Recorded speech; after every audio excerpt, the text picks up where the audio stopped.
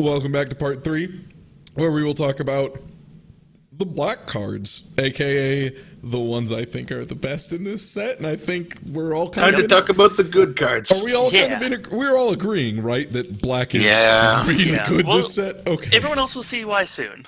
Yeah, okay, so let's start with Essence Depleter. Let's start from the top.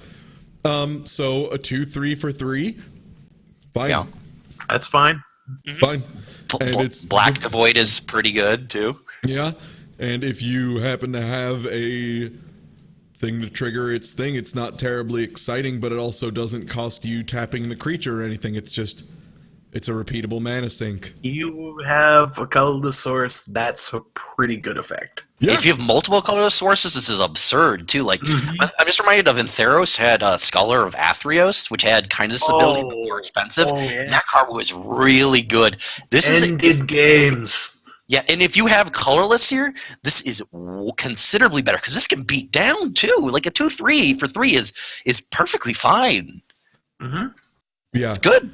And remember, that only costs 2. It's just the one has to be a colorless specifically source. But yeah, if you have the colorless sources, this goes from being acceptable to really good. And then it just continues getting more good the more sources you have. And it's another thing where if you play it late game, it's basically an enchantment at that point. That just also happens to be able to be blocked or be removed. But it'd be fine as just... It would be kind of bad as an enchantment, but on a creature, it's good. It's good. Well, we had that enchantment in, was it Origins or was it Concentric here? I'm not sure. Wasn't that into Journey into Nyx or something? It was the one that required you to have a certain number of cards in your graveyard. Oh yeah, that was yeah, I know. Yeah, that was in. Wasn't that M15? Either way. I'm gonna find that right now. Yeah, Either way, anyways. so the thing is, Anyways, yeah, you this have is thing, this it's is a just fine effect. pay 2 mana, change life totals by 2, and you don't have to tap the creature, so you can do it whenever. It can be tapped, it can Shadows be of the untapped. Past. It doesn't matter. It's just this is good. This is totally fine. This is something That's an effect that's an effect that ends games That was because an it Origins. gets through it gets through board stalls. cool. Flaying Tendrils. Next card in color here. This is Holy what? Jesus. Infest is a good card. Infest that also plays up like colorless and like processor synergies, even better. So And even outside of like the synergy it has, just making it so that like dice triggers don't trigger is super good. so this is Like this messes with this type of thing, this type of effect really messes with stuff like that blue flyer that we loved, because that would not trigger at all. We just basically just lose it. Obviously that has more toughness than this, but like these sorts of exile effects are huge. And here's the other thing too. It costs 3 fucking mana. That's it. It's Yeah. amazing. This is something that, like, if my turn 1, I don't play anything because most of the 1-drops are shit. And then turn 2, let's say I miss turn 2. God forbid, I miss turn 2 entirely, which isn't entirely unheard of. It's bad, but it's a thing that can happen. And then And let's say that my opponent's going nuts, and they're going nuts. They put out a 1-drop. They put out a 2-drop. drop. They put out a 3-drop that happens to be like a 3/2 or something. You play this, wipe the board. Obviously, that's a pretty good case, but this is just going to be a good card overall. Like, there's any minus, even though it's to everything, it might seem like, oh, it's to everything. But, like, this shuts down a lot of shit, and it does it. Also worth noting, effectively. I'm pretty sure there's a lot of black cards we're going to see that have 3 toughness. Which brings us to our next card quite nicely, the Havoc Sower, which has roughly 3 toughness, give or take 0. So I will point out, this card is very, very unremarkable in and of its normal generic body. That ability is fantastic, though. It's It's not unplayable by any means. So I mean, I'm just saying the fact like we had a card with this same converted mana cost and power toughness in like Battle for Zendikar that had the ability to process to make them discard a card. That card I actively did not like playing, but you could still play it. It's still acceptable. This is like the weakest card we've had in black thus far, but it's far beyond being unplayable. It's fine. It's a shade. And if you can use the ability, it's just a shade. It's just a good shade, and you can pump it. And like late game, you can use it it's a threatening thing if you have a lot of mana. It's just always going to be a threatening thing if you have the sources to pump it. But even by itself, it's okay. Like, it's a thing. It's a fine body for its cost. Yeah, it's okay. All right, moving right along. Kozilek Shrieker. Now this card is fucking great. Oh, This card is really 3 mana, good. 3/2. Speaking of a fine body for its cost and a really good ability if you have the colorless source. Fucking hell. Okay, so what this bad boy does is it's a 3/2 for 3, which we've shown okay. Like, yeah. If you have one of cost, just one colorless, it needs to be a colorless source, so you have to make sure you have that. So availability, that will shift the importance of this a little bit, but it also gets menace. Menace specifically means it has to be blocked by 2 or more things. Early game, that means if they only have one big thing out, like they have a wall out or something, they can't block it. Later game, it means if you can just like pump it pretty big, it forces them to double block it, and you can choose targets to kill. And there's a lot of things that are good about this card. I like this card a bunch. What I it use does my mechanically fingertips is at it the takes a lot of control of blocking away from your opponent, and things that limit the amount of options your opponent has are generally going to be good for you. It's a type of evasion. And even if you aren't able to get there, 3 mana, 3/2 beats down real good. Yeah, and here's the other thing too. Since it is an activated ability that doesn't require tapping, it's instant speed. So let's say you have 4 colorless mana sources up somehow. Like, let's say you got a couple wastes opened or something, like, whatever. Let's say you have 3 even. You go to attack with it. They're like, the only thing they can block with is like a 7/6 or something. They're gonna say, fuck that. I don't want to be tricked into getting killed by this thing. So they ignore it. You get 3 damage for free, and then you still have all of your mana. You don't have to spend the mana unless you need it, which is a super good thing about activated abilities that involve combat. And it's just even better. No, just to clarify though, in that situation, if they only have one creature, they could still block unless you activate the ability first. Yeah. Yeah, well, no, but the whole, I think Ty's point is more the sense that like they could block at that point, but then you're threatening like trading up way more higher than you would normally. That's what I'm saying. Is if they had like 3 creatures and they're like, well, I could block enough, but then I have to block, and he can just decide, okay, I'm offing that. It's a threat, and it's a weird threat. It's very flexible, and its price up front is very low. It's 3, so you can play this pretty reliably. And it just always has options. This is the kind of thing I love flexibility throughout games. I love something that I can still have bigger things on my mana curve, and it doesn't take up one of those spots. But at the same time, there's never a time I would play this card and be like, fuck. Like it's just always, it's like, yeah, okay, I can do things with this. I like it. Yeah. Let's look at Kozilek's Translator. Yes. For when you need to get your colorless. Yeah. Yup. This guy he's good. He's dogs to start with. Yeah, 3/5 for Dogs 5. are a 5 mana card that has a 3/5 body. And like a 5 mana 3/5 in this format in particular is pretty okay. Like this blocks a lot of the 4 power stuff that you occasionally see out of the Eldrazi. It doesn't do anything against the bigger stuff, but that's fine. And being able to potentially ramp you is a pretty big benefit. And the nice thing too is you get that special colorless mana that you need to trigger all your other silly things, but the big part is you don't have to tap him for it, you just have to pay 1 life, and people might just be like, oh no, it's, I lose losing 1 life in Magic is bullshit. It does not matter. Like, that's something where it eventually will matter. The only life total that matters is 0. Yeah, it's 0 for the most part. And the thing is, there is very rarely a time where you're going to spend 1 life to get a ramp of a special color that's a little bit tougher to get right now, and have it turn against you in your like you're gonna end up being like, shit, I shouldn't have spent that 1 life, unless you spend it and then somehow don't use it like a dipshit. But either way, good card, and it works real well with that essence depleter. Yeah, from early. Yeah. Oh man, just get that life back. Yeah, exactly. Because there's the one that costs. Yeah, it was just one of these color, and then one of something else. So if you had this, you could just tap generic, all the generic you have left at the end of your opponent's turn. So let's say you have 4 sitting there, you just tap 4, and then you pay 4 life, you get 4 life back. Well, and you your can only opponent use loses this 4 one. This life. is once each turn. But you can use Oh, this is it at only the end once of your each turn? turn. Oh yeah, You can that's use once this at each the end turn. of your turn and your opponent's turn. Yeah, because there we go. this is actually better, way better than a tap ability in multiple ways. Because, like, with all these off-color like activations, like you could do it once on yours, once on theirs, and that can be absurd for these like more utility-focused ones where it's not like a power toughness boost. So it's even better with Essence Depleter. Let me pay mana life to draw cards. Yeah. I'm way into that. I'm way into that card in general. I think it's good as hell. I'm way into this next card. Yes. It's good. It's Yes, good. It's please. removal. Yeah. It's good. And the thing is, Well costed. here's the thing.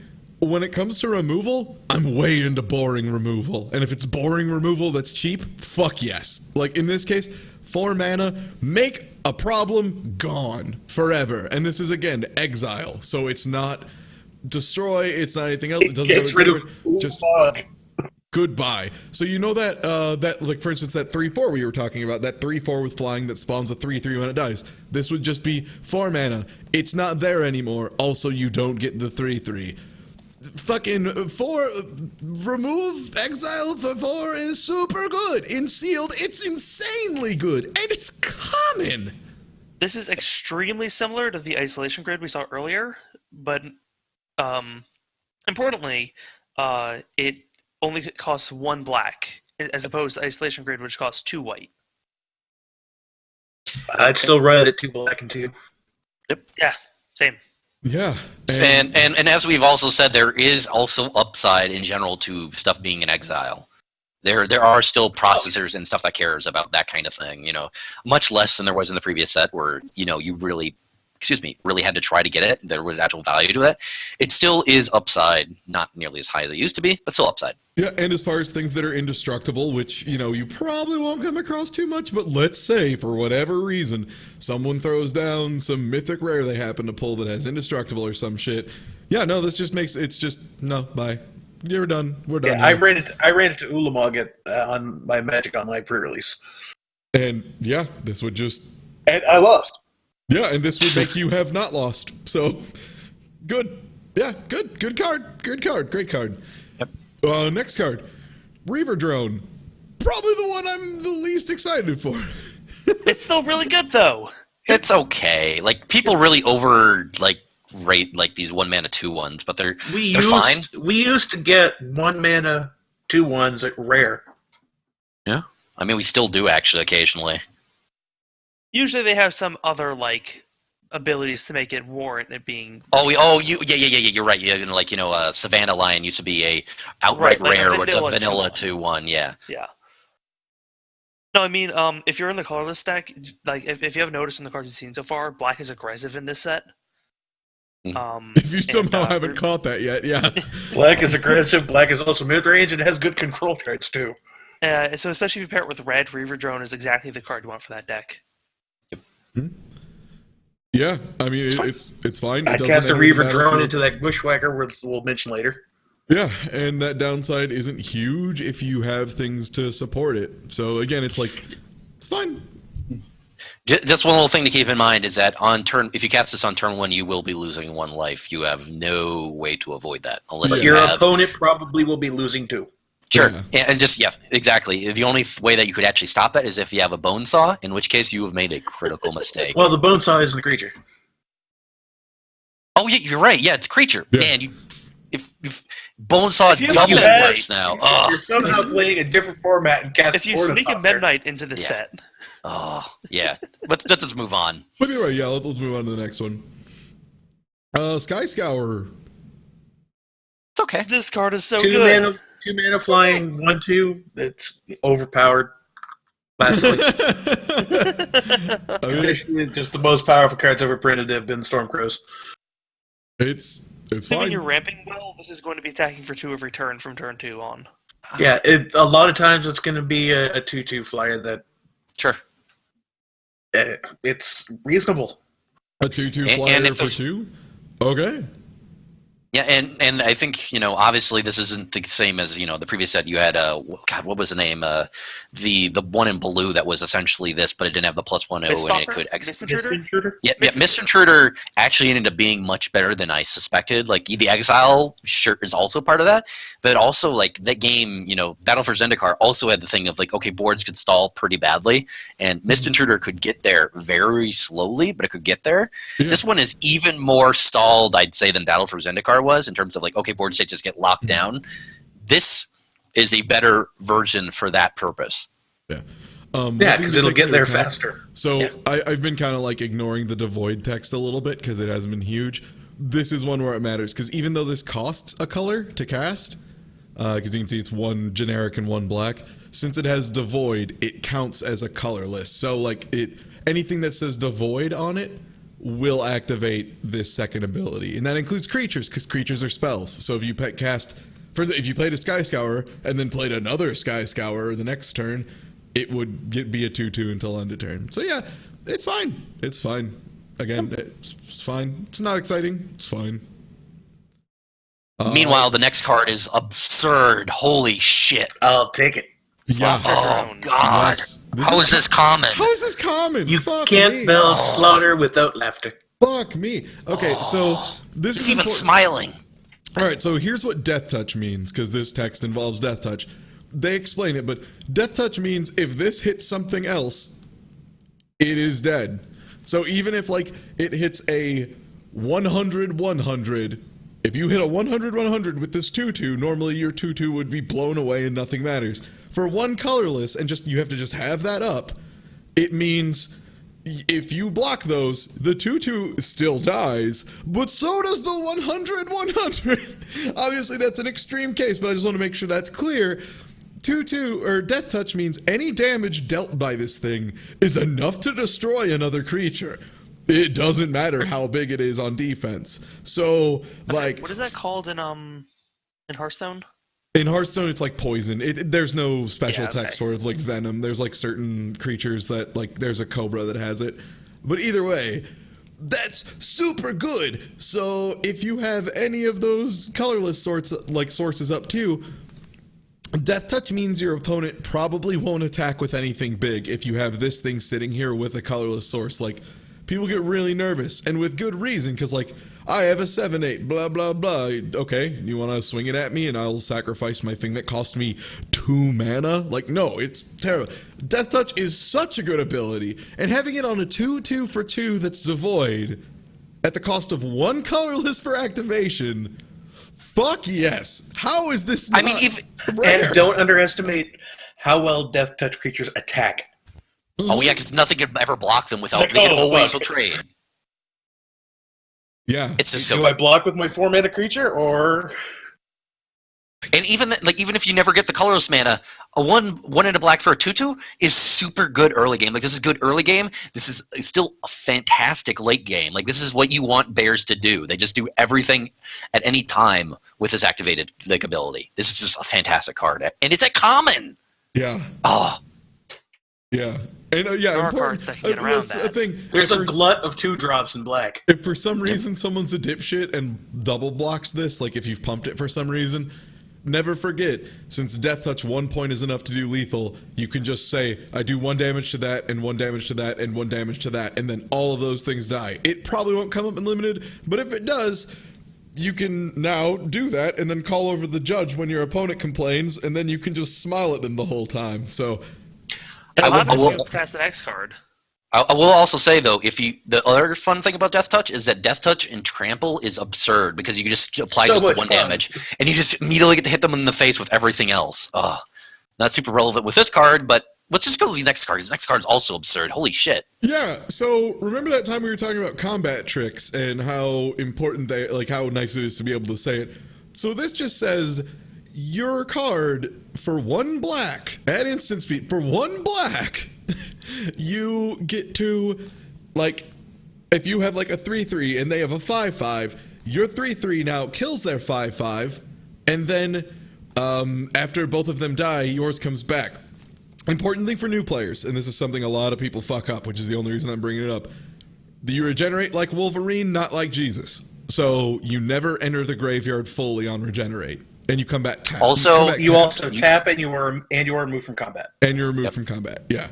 So if you block a first striker and you use a natural endurance on it, and the first striker has enough power to kill your blocker dies and does not get to deal its damage. Well, it doesn't die; it just gets out of combat. Well, yeah. Yeah, keep in mind it never actually enters in the graveyard with regenerate. It just immediately Again, takes lethal damage and immediately is removed. Yeah, you regenerate like Wolverine, you don't regenerate like Jesus. You never actually die in graveyard, all that. You just get beat up real fucking bad and then come back tapped and used and wounded. Never heard it put that way before. Yeah, regenerate like Wolverine, Yeah, that's a not good like way of Jesus. describing it. I need to say that. Ugh. That's how I was good. taught by one of my friends who's a judge. So he was just like, yeah, no, you regenerate like Wolverine, not like Jesus. Kids never mess it up once you tell them that.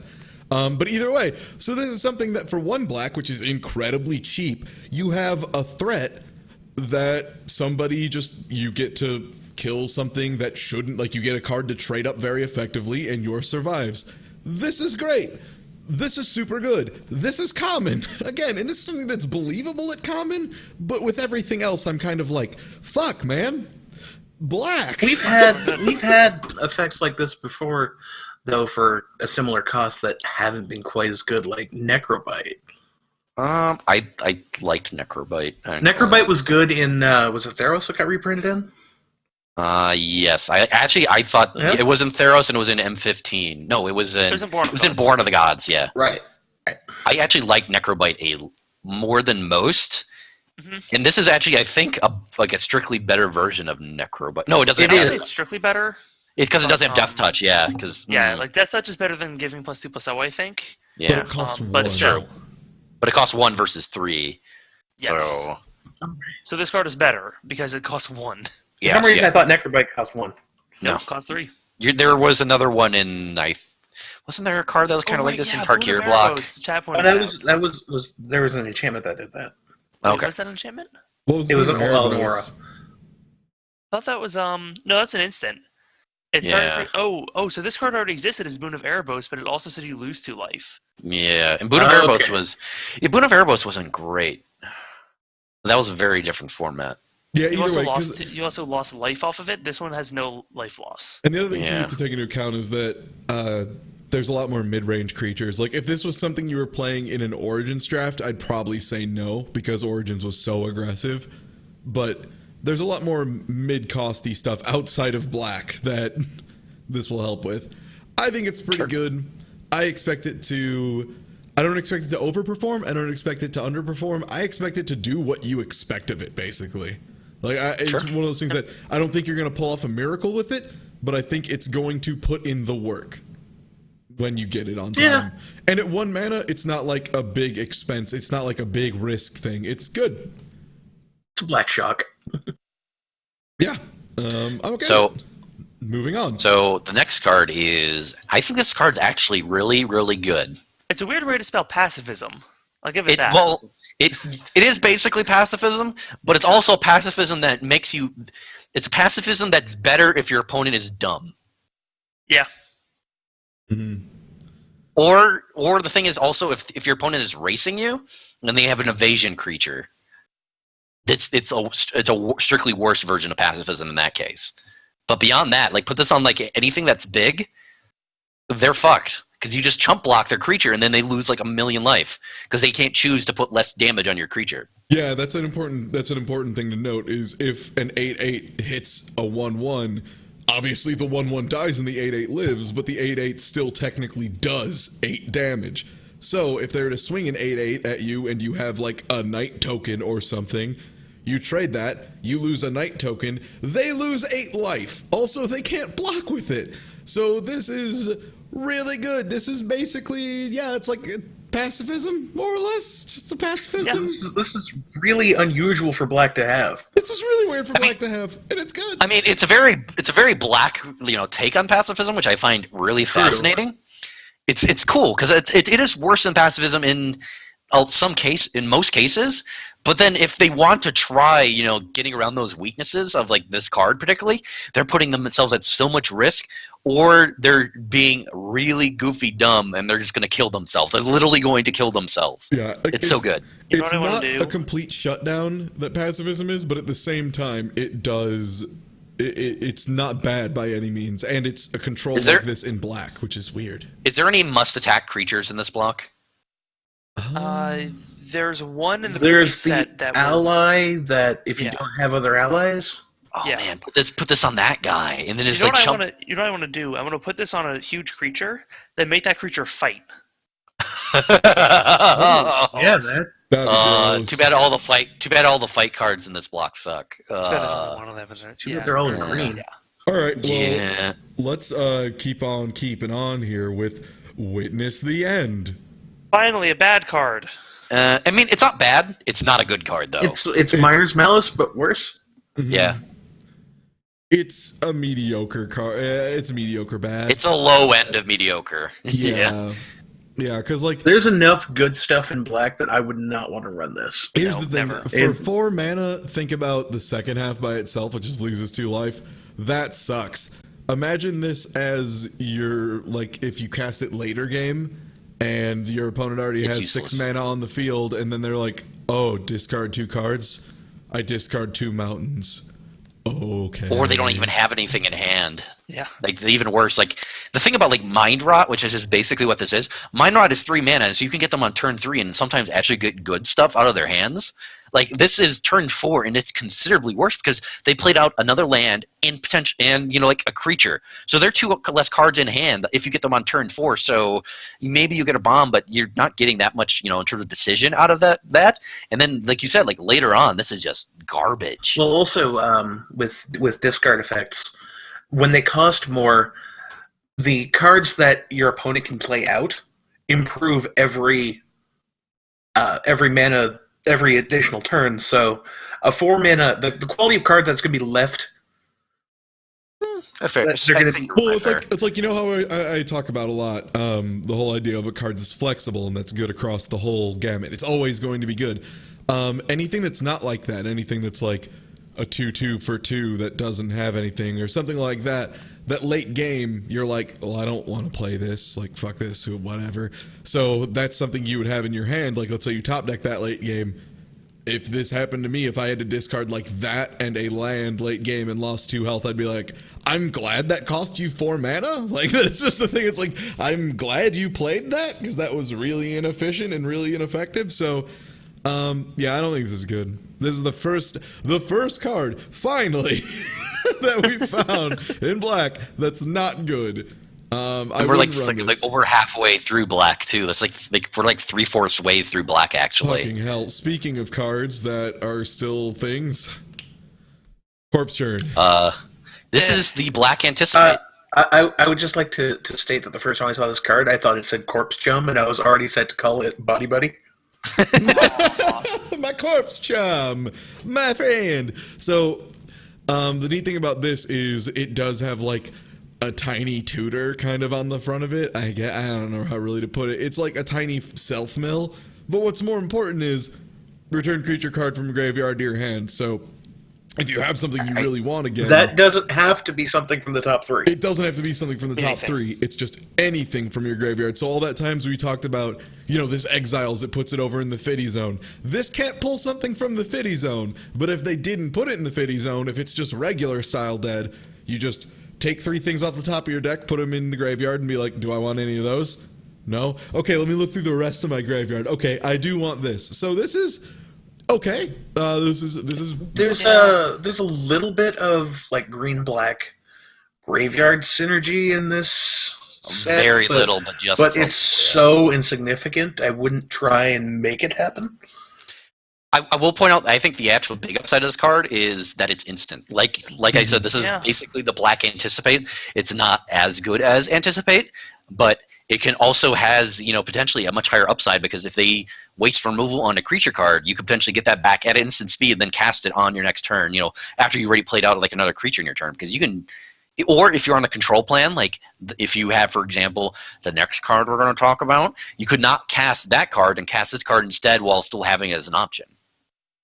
Yeah, for some reason I never considered the instant part of it. I'd always just thought of it as like getting a card back, like a regrowth. But having an instant's actually pretty good. Yeah. Yeah. It's how you treat anticipate. You just kind of sit on it. It's Raise Dead, but a 2-mana instant with a tiny little bit more upside in selection. Yeah, so it's okay. It's nothing to write home about. There's probably better 2-drops in black that you'd want to be playing. Like That we already talked about. Or I don't know, maybe this Are one about called, to talk about. What the fuck is this shit? What is This what used to be is common. this? How? What? This It's a is common reprint. in Scars of Mirrodin. Yeah. Scars of Mirrodin was absurd with that, but that was one of the best cards in Scars of Mirrodin. I think Yeah. it's still one of the best cards in Oath of the Gatewatch, as it I turns absolutely out. think it's one of the best cards in Oath of the Gate, especially in just the common uncommon. Fuck. Yeah. Like, this is this so is good. okay. In an uncommon and common, this is probably actually just the best card. Full stop. Like I think so. that blue card that we were talking about is really good, but man, 2 mana, like woof. Yeah, Oh, and it's instant speed. disgusting. It's instant speed. Think of Yep. all right, just like take a thought here, viewers, listeners, however, you're deciding to consume this media, this discussion. How many things have we said that had 4 or less on the backside? Would you say roughly 90% of it, 95% of it? Yeah, what if you could just say instant speed, meaning during your opponent's turn, or your opponent says, I'm going to attack with this, and you just say, nah. It's just gone. It's dead. Even if they somehow make it like indestructible, just fuck. And yeah, like other things that did stuff like this cost way more, and this is fucking hell. Didn't it cost? It cost very recently a black and 4. Yeah. Yeah, that was -5, I think -5, the wasn't it? least it was 3 and a black. What was the one that was -5, -5? It was like Demon's Grasp. Demon's Grasp. Yeah, and that Yeah, was Demon's Grasp. and that would cost what, like 4, 5? That was, I believe, 5. 5. I want to say there was also 5 one that was Throttle was a black and 4. Yes, and that was instant speed. So this is a strictly better version Still of Throttle. Yeah. doesn't kill Siege Rhino. Also, the chat pointed out that it's that Eldrazi's wearing a sombrero. Oh my god. I mean, yeah, kind of. kind see of. it? Kind of. Yeah. I'm Ole? sitting kind of far away right now, and I had to actually get closer to realize. I mean, yeah. that was a sombrero. Okay, yeah. There's Kinda, other yeah. things too. People are pointing out, like, okay, yeah, you could use it to trade up as well in situ. I mean, it's got more flexibility, Sure. but like, let's just think of it flat as a kill anything with 4 or less toughness for 2 at instant speed. Yes, That is many things. That is Oh, many I mean- things. That's a lot of thumbs up, and then sure, it also could make a thing trade up as well. Fuck it, why not? That's another thing it can do. Just I mean, I will point out that we are talking really big game about the 1 single white mana kill something with 2 toughness, or 2 power or toughness or whatever it was, in white. Like, this is so far beyond like better than that, and we were like excited about that card. Yeah, this is just so good. This is the one that when we were organizing this little this thing you're watching right now, when we were organizing this, we were like repeatedly saying, okay, save it for the broadcast, save it for broadcast. This was the one that I said, okay, but real quick, what the fuck is Grasp of Darkness? What is this shit right now? Like, it's just unbelievably good. But yeah, like, it's stupid. This is dumb.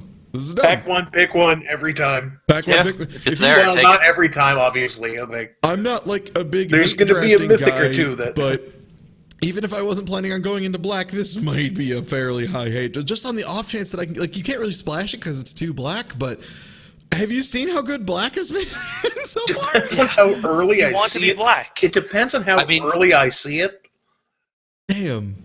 It This might be the owns. card. Like, if it somehow gets past me, like pick 3, I might move into black. It's fucking owns. Yep. Yeah. So I mean- let's move on before we just keep wanking to that how good that fucking card is. Yeah. The card's good. If you see it, it's a really good thing to play. If you're in black, if you're not in black, that's something that, like, I'm not gonna say it's enough to be like, I should go in black, but like if you're kind of like iffy on the fence and then you look and you're like, oh, I have that. Yeah, I should. Like, frick, that's so good. I mean, I would say that if you're able to somehow get enough black mana that you could, I mean, it's a hard card to splash, but at the same time, if you can somehow splash black, good removal is the best in sealed. Mm-hmm. So Also, hey, remember that time we talked about drawing cards being good. So let's say you got a 4/4 for 5, which is unexciting, Playable. but Acceptable. okay, playable. Let's say it's an ally. Okay, cool. That's a upside.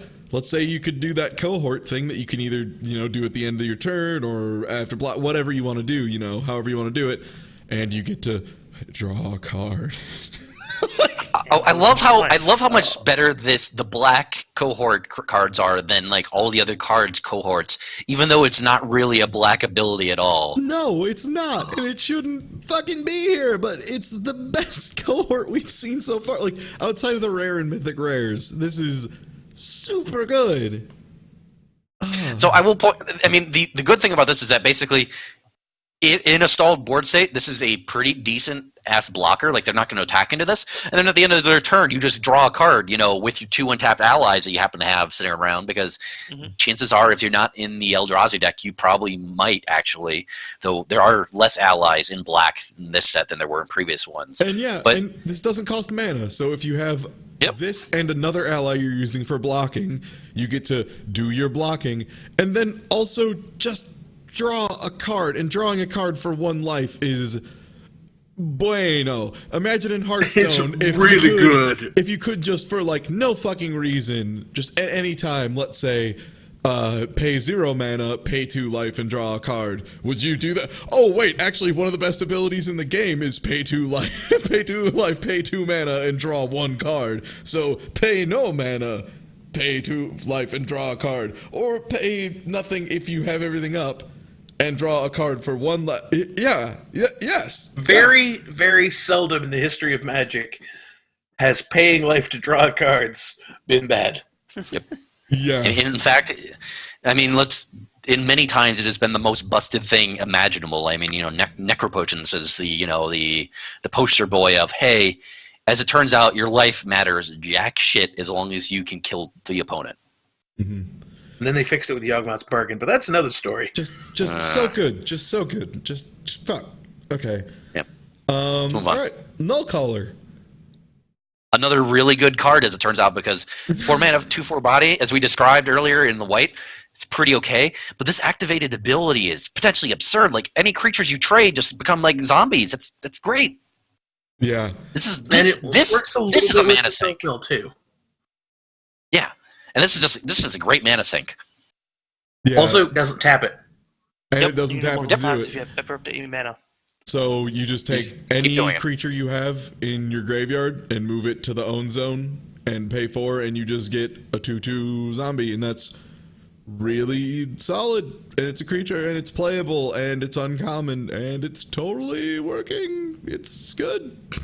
It's fine, and there's not too much in the way of. We've seen 1 grave digging card so far. Like, we've seen 1, and that was it. And it was one that we kind of all were like, on. So this is kind of the other option we have so far. And like, yeah. Yep. Yeah. Okay. Okay. Tar Snare. Snare Grasp of is Darkness. This is not. It's not Grasp for Darkness, but it's still okay. I mean, it's still okay. Like, I will point out my one little bit of Magic lore comments.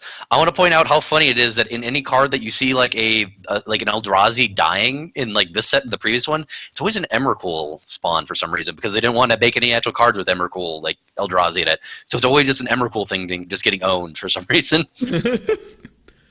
I almost view Tar Snare as a combat trick, to be honest. Yeah. Oh, it definitely is. Whereas 4/4 is enough to murder a lot.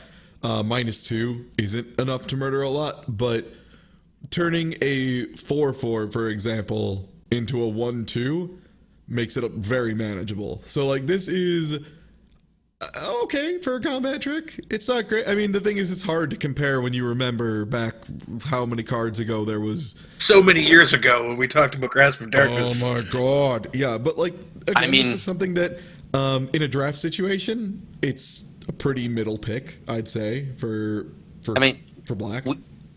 We did have Weight of the Underworld actually in Origins and in Born of the Gods, and it was kind of, mediocre, but this is 1 mana less, and yeah, it's not an aura, so it won't just sit on them. But on the other hand, like, it's instant speed. So you can actually you can supplant other people's combat tricks with this, which can get, essentially a 2-for-1. Mm-hmm. So yeah, like it's better. You'll see more of them because it's a common. So it's something that I'd take kind of as a middle pick for black. It's a good enough thing. It's a good enough thing. Definitely. Yeah. Moving right along to Untamed Hunger. Oh, we had to get a bad card eventually. Could do so whole much better for 3 mana. Finally, a card I don't like. I mean, if this was like Theros or like some sort of set where or there was more like hexproof creatures, this would be all right. Origins with all the blade casters and stuff like that. Yeah, sure. Like this would be good in that, But here, as we were just describing, black has such good removal. Why set yourself up to just to ruin yourself by playing this? Just don't do it. Just don't. And Madcap skills cost what, 2? It costs 2 and it's plus 3%. Yeah. Oh yeah, that's the thing. Madcap skills was like immensely better than this. Madcap skills was good enough to break that barrier of risking the 2-for-1. Yeah, and that was also because there was such an aggro deck in that format. And we've been talking again and again how while there is somewhat of an aggro deck here, this is also a format that is very much about board stalls from the looks of it and breaking board stalls. Yeah. And remember, and black just plays well in all of those states. And remember, this is an enchantment, so it's it. not something you can surprise somebody with. It's something you have to say, okay, I'm putting it on it.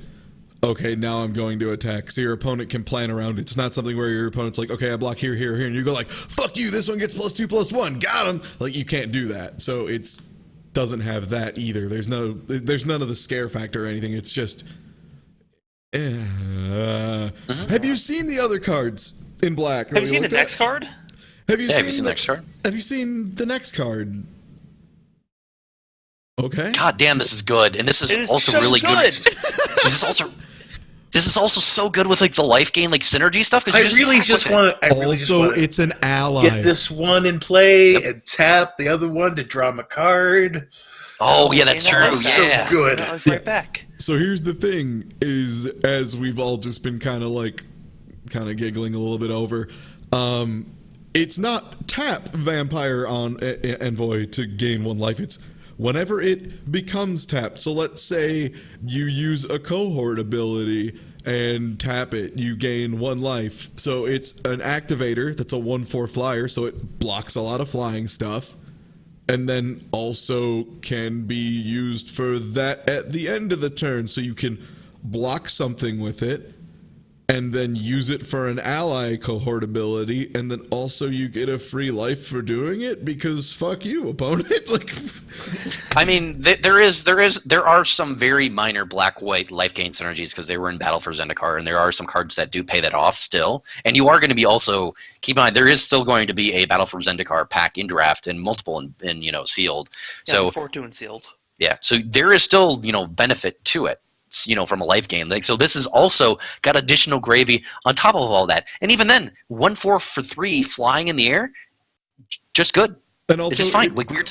And also, if you take into account the BFZ stuff, BFZ had a lot of more aggressive allies that just triggered upon an ally entering the field. So just having a flying ally that you're okay with, on top of all that, what if you just play the other ally that's like, it gives every ally +1/+2 or +2/+1 or something. It's like, okay, I'll actually swing that this turn then.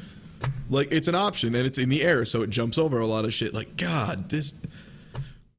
Again, like, this is reasonable to be a common. It's just a really fucking good common. And it's good.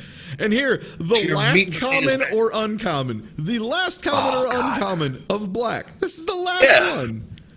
All the think about how good everything is. This is the last one.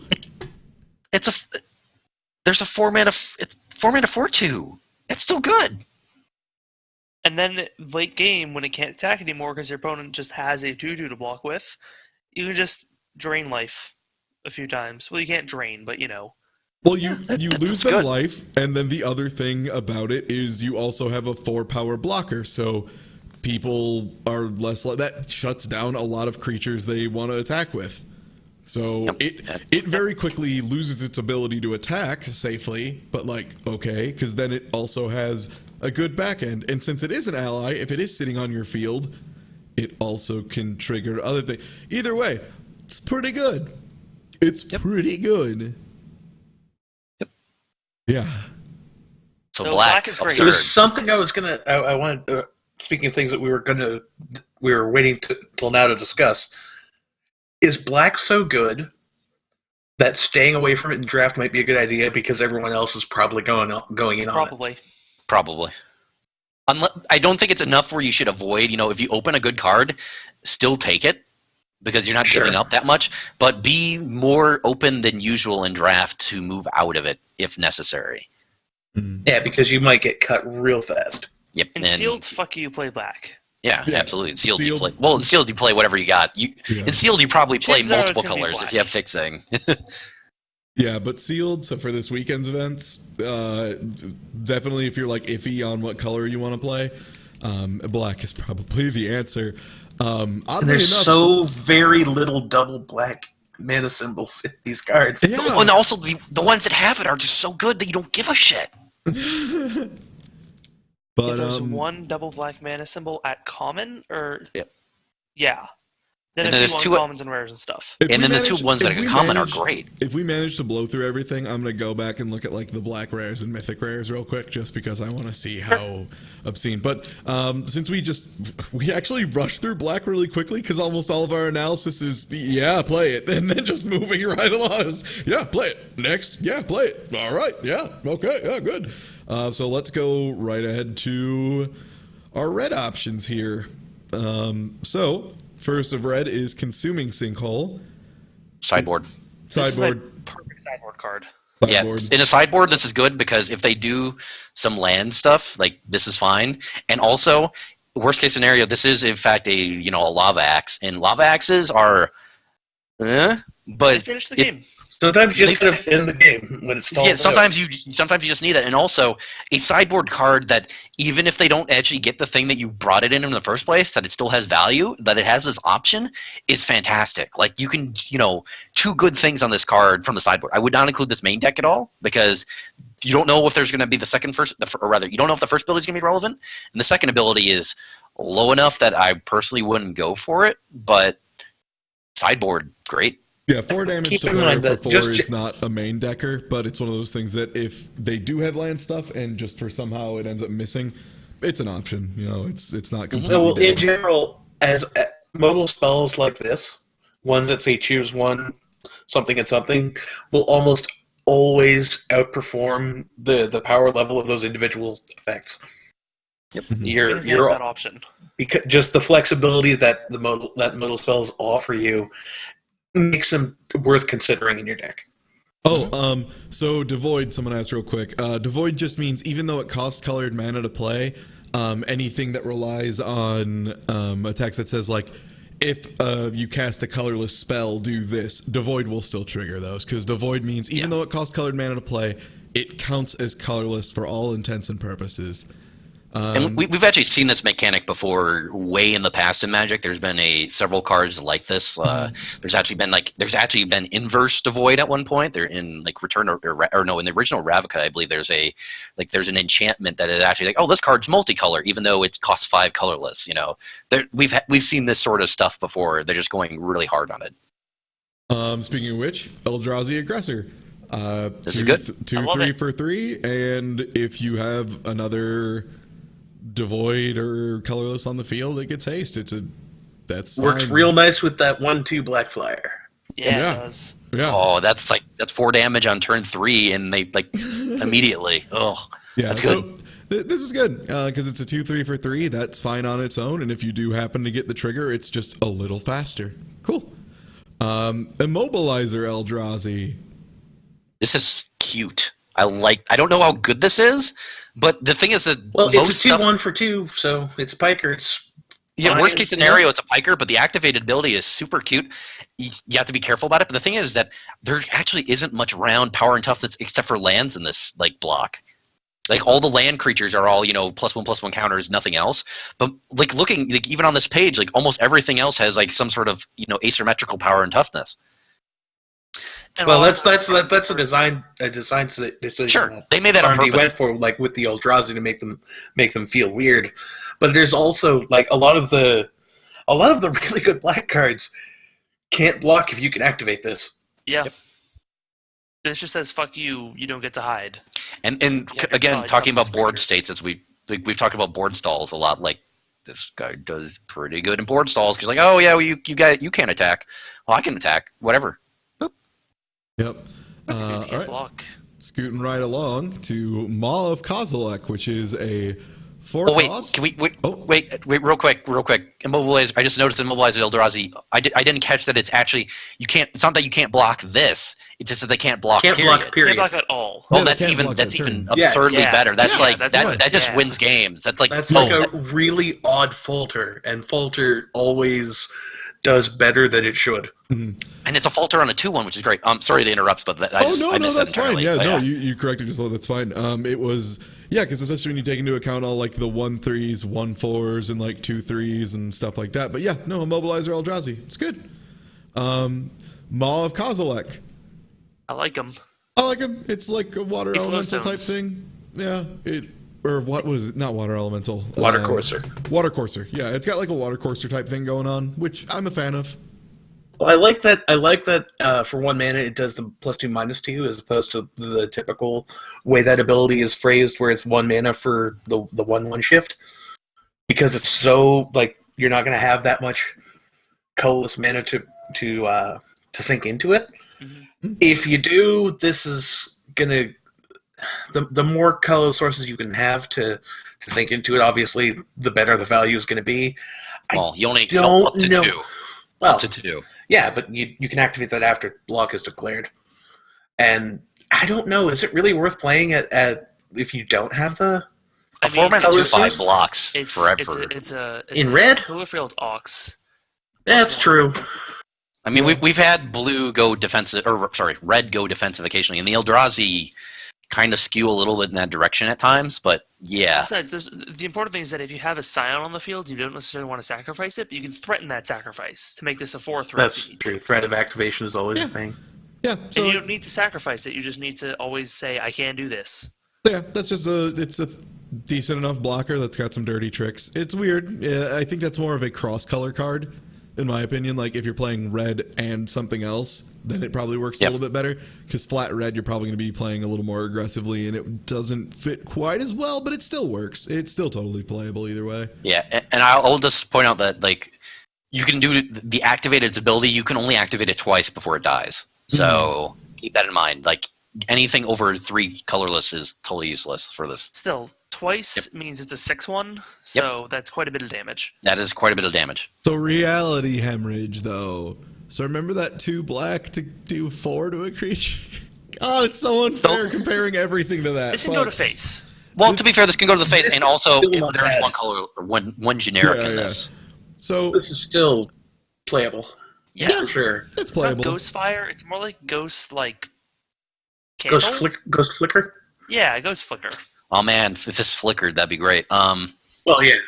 That's That's completely unrelated, but yeah, this is fine. Like, it's not the Searing Spear people have been like crying and like pulling out their hair over wanting, but it does job. It does job, not as good as maybe, but It does job. Does job, maybe not as good as maybe, but common cost 1 in a red and a 1, and yeah, it's good enough. It's a thing. And red direct damage has just been slowly being kind of tweaked back further and further, but that's still fine. It's still playable. I don't think that's even like a conscious. I think that's just them going specifically for the current standard environment. They're just trying to make it a little different. They're trying to inject a little variety. Is all. they're trying to slowly shift things back towards like big red. So Aquam Flame Seeker, or I don't know the lore. Oh, it's a coom. Akum, okay, Akum Flame Seeker, 3/2 for 3, which is something we've said is totally fine. Good. And it is it's a looter.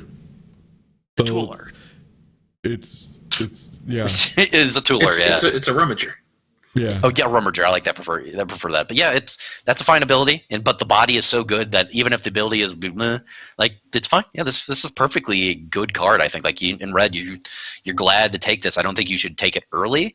But if you're in red, like this beats good. Like at 3/2, like beats good. It trades relatively well, and then if you get this later in the game, it represents a potential block again, and then rummaging gets rid of lands that would have been otherwise useless and replaces them with cards. It's not Yeah, nearly as and- good as a straight draw, but yeah, it's fine. That's kind of the thing. It's not as good as a draw, not as good as a loot, but What I'm liking about the Akum Flameseeker and stuff like this and all the cohorts is a lot of them seem reasonably priced for their stat line, and then the cohort is just kind of something that's like, also in late game you can do this. And this I is was saying that to Zorak last night. this is a Yeah. super good card late game, or the ability late game is going to be pretty beneficial. So Like being this able- card, I don't know if I'd play it if it wasn't on a good body, but it's on a good body, so. exactly, yeah. All right. I so- mean, the card I think that's the best to compare against this is like maybe not, Rummaging Goblin was a fantastic card, and that was a 3-mana 1/1 that could just tap itself to rummage. This is worse on the rummage side of it, but the body is so good. Like a 3/2 for 3 is like outright acceptable. Like for a while there, we were getting like 3-mana like 2/2s, and we were like, oh yeah, that's probably okay. Like, Yeah. this is fine. Yeah, this is good, and it's an ally. So here's a surge card, Boulder Salvo. 5 mana for 4 damage to target creature is rough. it's not play something one, I'm ready maybe. home about. If I really need removal, I'll play one of these. I play one of these. I mean- and then If you don't have enough for removal, you'll play more than one of these. But yeah, you don't I want mean, to. sure, but like, I'm okay with playing one. I'm very unhappy about playing more than one. yeah, it's overcosted, and the surge isn't reliable enough, I don't think, and you can't really set up for it well enough that it's something I would count on. When you want removal, you don't want it super good. It'd be better in aggro if you're playing a lot of low cost stuff, because the surge is going to be more likely to go off, but at the same time, still. Mind you, that this still isn't coming down before turn 4 then. No. Yeah, Because, like, exactly. Because if you're playing a 2-drop, then this, you're still spending 4 mana. Sure. You can't do that before turn 4. And that Though I means will say your that- turn 4 is this, which is The other benefit, though, like the benefit is that like on turn 5, you could just play Boulder Salvo. Or if you drew, say, a Akum Flameseeker that we were just talking about, you could play Akum Flameseeker, then Boulder Salvo on the same turn, which does benefit aggro in the sense of, like, okay, I remove a blocker, and I get out an attacker on the same turn. It basically is build your own, like, Flame Tongue Kavu, except, I it's do 2 really like cards. Flame Tongue Kavu. It's 2 cards to get there, and it's not nearly as good, And but it it's costs basically 1 more mana, that. and you lose a power. God, that card is so good. I just But- feel like I mean, this I is will- this is too reliant on the surge to be something I would be excited to pick for sure. Now, if you're playing, if your pre-release is Two-Headed Giant, Oh, play all play these. this Yeah, all of every day. Well, that's the funny thing though about Two-Head Giant is that like Surge is so much better in Two-Head Giant, and also Rally is so much better in Two-Head Giant as well because you always have creatures to hit. Like 'cause Yeah, you can and, also do it on your friends. For the folks at home who don't know, Two-Headed Giant is the co-op 2v2 format of Magic the Gathering, which means this surge activates if your teammate has cast something this turn as well. So it's like really good there. In limited where it's single player, all right. I will point out though real quick is that as a point of comparison, like this card is nearly Rage of Perforos, which was a card from Theros that was pretty mediocre, but he still played at least one if you had to because you need the removal. That's really what I was thinking of when I said I'd play one. Yeah, if but I the needed. removal in Theros block was intentionally pretty mediocre. It was. There Yeah, was a lot but of the thing really is, you're bad not removal. guaranteed to be in black in the set, though. You want to be, but you're not Yeah, but guaranteed. that's when you drop out of the draft. So brute strength. Instant Combat combat, trick. trick for that It's can fine. also be used as a trample finisher. Good. Yep. You can get I, there. I like brute strength. Good. I like it. I like this Gobbo. Yeah. He's got long arms, and I appreciate that. Okay. Good. He's okay. Yeah. Yeah. Okay. Moving on. Like it's like good. I really dig the Zendikar goblins, by the way. Cinder Hellion, 4/4 for 5 with trample and deals 2 damage on entering. Trying to I'm in. recapture some of I that. like Trying to recapture that Siege Rhino magic, but in monocolor. But like, it's good. It's still a Not fun quite as card. much magic, but It's still a fine card, Definitely like, playable. Yeah. Like no, it's in both nowhere near as aggro good and as that. control. Yeah, but yeah, this it deals some damage. It puts a 4/4 down with trample in red, which yeah. It's almost a Flame Tongue Kavu. Except that it only hits the opponent, not any creatures. But yeah, this is fine. It's playable. It's a medium body. I wouldn't turn it down. It's not a bad way to go if you're in red. Okay. All right. It okay. Devour in Flames. It's decent. That looks like It's all right. removal.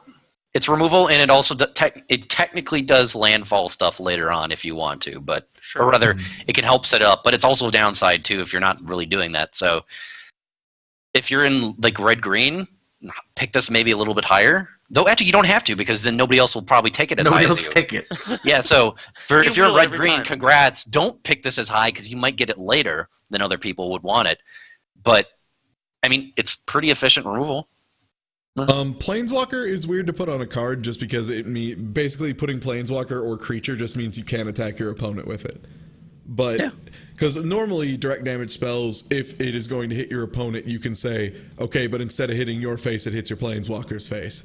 But this specifically says you can't hit the opponent, but it can hit the Planeswalker, which is good. That's a good caveat. Like if it was just creatures, it'd be bad. But having that Planeswalker thing as well is pretty nice. It's pretty nice. Which again, in the extremely rare situation that you're playing a limited format and your opponent happens to have a Planeswalker, you're sideboarding this in. Yeah, this is a really good sideboard against Planeswalker. Okay, so Embodiment of Fury. Trample. This is good. Land creatures you control have trample and landfall. Whenever a land enters the battlefield under your control, you may have target land you control become a 3/3 elemental creature with haste until end of turn. It's still a land. And it's a 4/3. And it's a 4/3. It's a 4/3 trampler. A 4/3 trampler for 3. So trample, by the way, is if you attack and let's say someone blocked this 4/3 with a 1/2. So trample means the damage that isn't blocked by that creature goes to your opponent's face. So if they were to block this with a 1/2, it would kill the 1/2 and then they would still take 2 damage. Trample just means like you can't block a huge thing with a 1/1 and have all the damage vanish. It goes over, like the leftovers still hit your opponent in the face. So that's a good thing to have. A form of evasion. Yep, it's a form of evasion, and just having it on all land creatures you control. If you do have some kind of combo to roll up with it, it's pretty good. Red's got a good amount of trample, which is. And I will point out that lands. It makes those lands bigger because they're usually 0/0s, and this makes them 3/3s. And another thing also is that if you manage to get, say, what is it, Nissa's Renewal from Battle for Zendikar, which puts in like 3 lands on the play, though you'd have to be at like 9 mana, so those lands would be untapped. But if that was no, you wouldn't be. No, you could. No, it's fine. No, you would have to be at 6. Yeah, that's right. Get 3 lands, attack in for like 7. No, attack in for 9. 4. Yeah, you attack for 13. That's good because the lands that are tapped. Oh, you're right.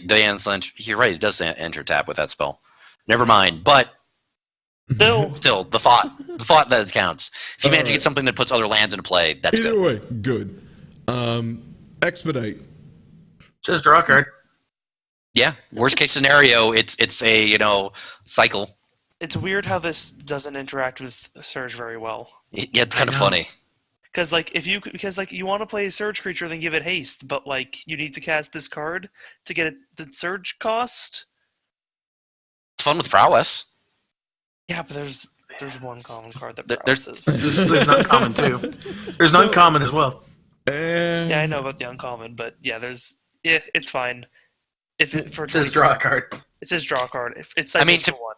There are also some other stuff that don't have Surge but do care about like the second spell type stuff. There's a couple minor second spell matter stuff, Sure. but I mean I will just say the ceiling on this isn't particularly high, generally speaking, but the floor is also not particularly low.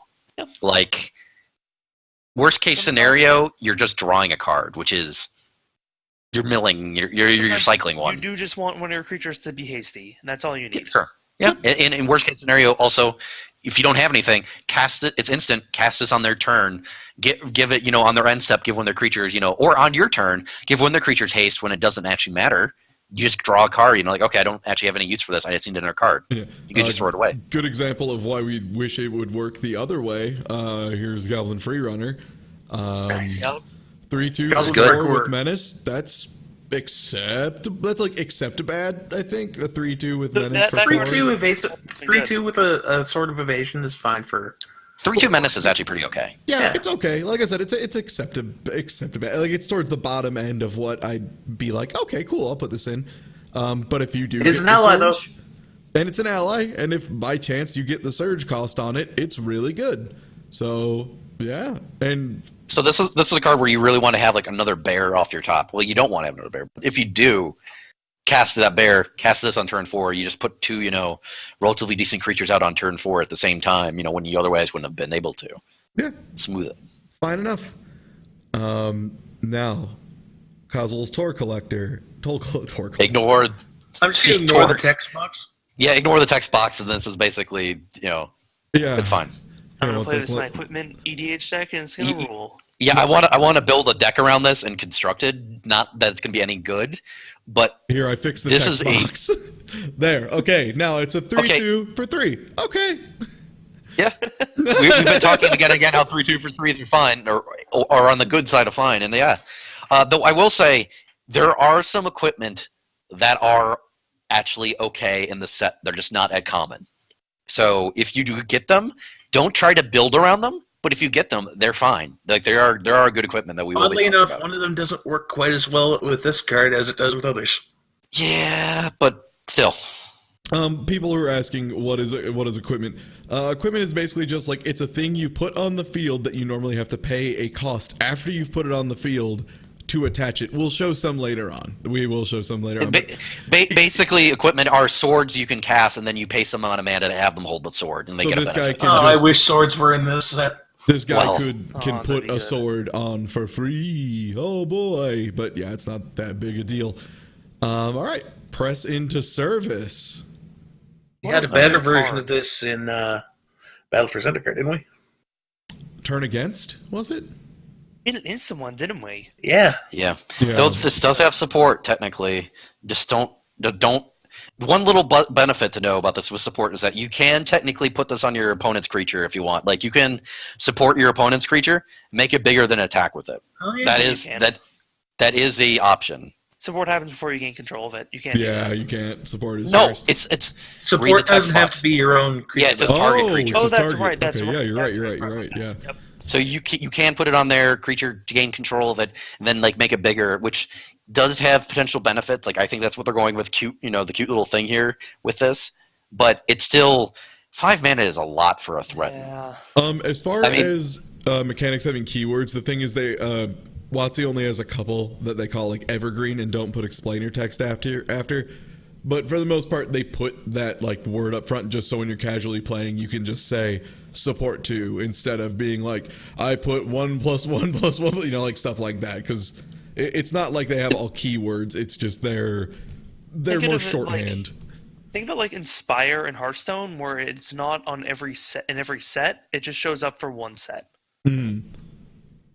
Yeah, but either way, press into service, I don't like it very much. Plus giving it a keyword now gives them the option later to bring it back without having to to go back in time and to go back through the Oracle text and change every instance of it from before. Yeah, but either way, I'm not really a fan of this card, honestly. It being sorcery speed It's makes too it much so for much threat and worse. effect.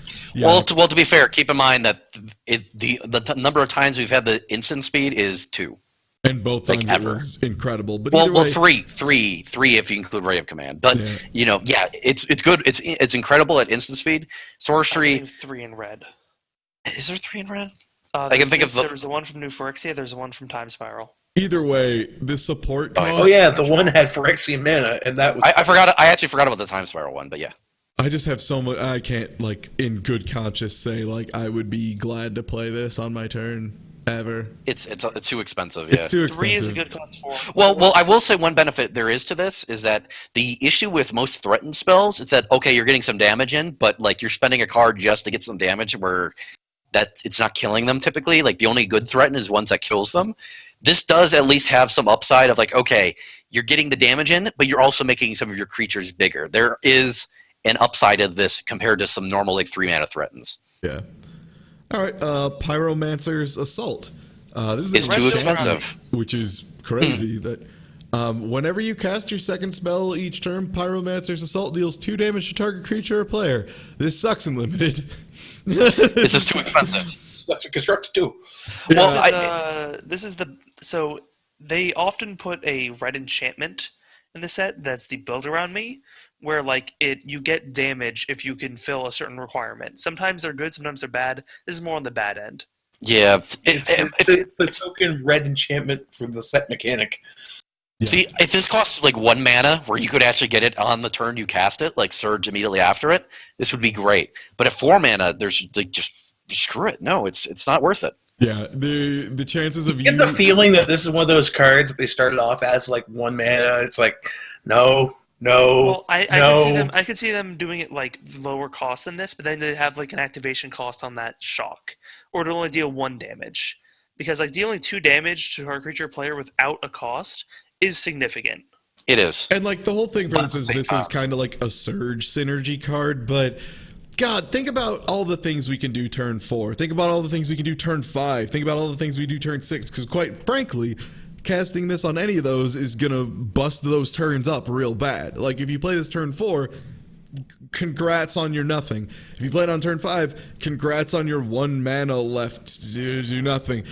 Turn 6, congrats on your 2 mana left to maybe cast Also- a See, if you spell play and Fire get Mantis a Assault, shock. then play Expedite right after. Oh. Well, the other thing to keep the other funny thing to keep in mind though is also like by the time you're casting this, chances are you've already emptied out most of the cheap stuff out of your hand. You only have big stuff, and it's hard to cast 2 big stuff at the same time. So maybe you draw something small off the top of your deck, but that's like there's no way to control that. It's not like the one in the previous set that was okay. There was the one that if you cast a colorless spell, it dealt damage. Like that wasn't a great card, but you could still build your entire deck around colorless where it'd just be trivially easy to actually trigger it each time. This is just like, no, this is like actually too difficult to actually control because what if you draw a land off the top? Well, I've got 1 creature, I have to cast it. Well, I'm going to have to wait 2 whole turns before I can activate this again. Yeah, especially. And the thing is, without other cards, this does literally nothing. Yep. And as someone who only really does limited formats, so I only usually do seal and draft, I'm not really huge into constructed. I follow it a little bit, but I'm more of a limited only player. This will go off once out of 3 games, maybe if you're lucky. Yep. And Well, you know what's going to happen? Some pro, probably LSV, is going to manage to record himself putting it together and living the dream and going nuts with it. Watch that video, and that's your enjoyment from the card. Hey, don't you imply that Goblin Slide wasn't good. Goblin Slide was great. Well, Goblin Side ruled. All Goblin right, Side was so, the best. Let's move right along to Reckless Bushwhacker. This guy owns. Goblin Bushwhacker was really good. Yeah. So the thing I like about this card is that it does something with its surge if you pay its surge cost. Because most of the other cards is just a discount. This is a discount plus an extra ability. Yeah, and that ability is actually pretty good because Really? it's the Bushwhacker Okay. ability. So here's the way I like talking about Reckless Bushwhacker. So Expedite was a red that gave 1 thing haste and drew a card. Okay, so this is for the surge cost, because we're assuming you're going to play it for the surge cost second. So this is you play something else, and then you play this. It gives every other creature you get +1/+0. It can attack. You have a 2/1 that can attack that turn. And also everything else you have can attack in the thing you played. Like, this is actually good. This is like Expedite with a creature on it and +1/+0. Like, that's good. Yep. And like, Yeah. if you It's play a 4 with another 2-drop, then like that gets haste too. Yeah. But this effect has existed before as Goblin Bushwhacker, and Goblin Bushwhacker was quite good, and this is not as good. I still like it a whole bunch. I will point out though, this does have the generic case that if you're somehow not able to surge it, like a 3 mana 2/1 haste, not the end of the world. It's not. Not the It's worst. it's the low end, but it's not the end of the world either. If you're like, man, I just need a body out there. And you can tap it for cohort. I was just, damn it, you beat me to it. I was just going to say, and it's an ally. But fuck, I got beat. Beat again, Jeb. So Spark Mage's Gambit. It's good. Yeah. Yeah, it's a tap. It's most Nothing of a flashy. 2 mana. That's fun. Keeps 2 things from Yeah. blocking. It lets you sneak in damage. So, Some things have 1 toughness in the set, so I will say that it's each of up to 2, so it's up to 2, not exactly 2. So you can just use it as a bad shock. Like if your opponent plays a 3/1, we've seen those around. Or Technically speaking, you can cast this with no targets just to trigger Resurge. Technically, yes. Oh boy, that's going deep. And the can't block text is actually extremely relevant because say they have like a bunch of small stuff and they have like some big duders, hit those big duders, you can just get in sometimes. Like that's fine. Or if they have like reach or like flyers and you have flyers, like blue-red flyers is a thing to some degree. Not to say that red has a lot of flyers, but red has burn, which goes well with flyers. This can get all the stuff out of the way. Sometimes Falter just needs to hit 2 creatures. Yeah. Okay, so Tears of Volakut. So this is a sideboard card. This is if Pretty alright sideboard card. Yeah, it's a perfectly fine sideboard card. So this is just if your opponent has a flyer that's a problem, you put this in and you have an answer for the problem that they cannot do anything about. Okay. Or Sad Mountain. Or Sad Mountain, crying ass mountain. All right. Well, that's all that is. Zada's Commando. It's good. I like this guy a lot. Yeah. I like this for a lot of reasons. Mm-hmm. Yeah, like this is it's a piker worst case scenario with first strike, which is fantastic. Good. Yeah. Like wow, that is actually really good. Like this eats all those 3/2s that we've been saying. Oh, that's pretty good. Like those guys can't attack into this. Like this guy is actually great on defense. So yeah, and then he can still get some damage in. Oh, and then he can the activated building and it's so good. Yeah. So here's the thing that's great about this. Again, just a reminder, first strike means it deals its like when 2 creatures fight, it deals its damage before the other one does. So like Zorak or everyone in this call, we all said it. Like if this bumps into the 3/2, no, only I said it. Fuck those guys. 4/2, and you can block. And the thing is, you can block with it or attack, and it still has the same thing. It just will remove everything, and yeah, it'll get rid of the 2/2 death touch too. Like this takes priority over that. Cool. Like it's first strike is huge. First strike is something not to be underestimated in any circumstance because it means it is flat better than anything else with 2 toughness as far as like in combat. So yeah, and the ability is just a good thing to be able. Ping is nice. It's always nice to have a ping. Cool. I think red has better creatures than white does this set. Yeah.